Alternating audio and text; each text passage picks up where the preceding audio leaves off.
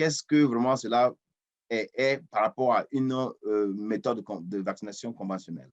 Ça revient à la même chose, j'ai déjà présenté celle-là dans la diapositive présente pour dire que la formulation ici, c'est pour répondre au défi, puisque les acides nucléiques sont négativement chargés.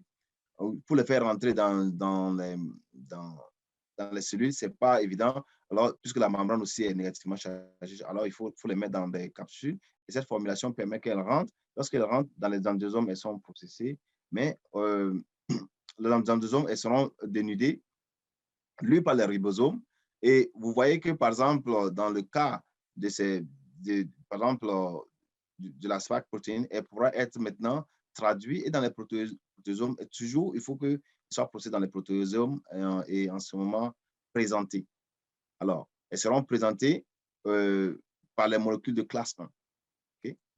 Et dans le cas, par exemple, de celui de ceux qui sont encapsulés aussi avec, comment on appelle ceux qui sont, je vous ai dit, il y a deux types d'ARN. Donc, l'autre type d'ARN va induire aussi une autre réaction qui va amener à la dégradation toujours et la présentation par les molécules de classe 2.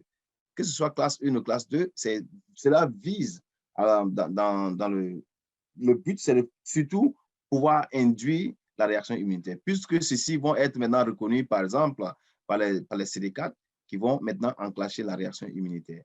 Et par les cellules B, elles vont induire la production d'anticorps et aussi des cellules des cellules mémoire.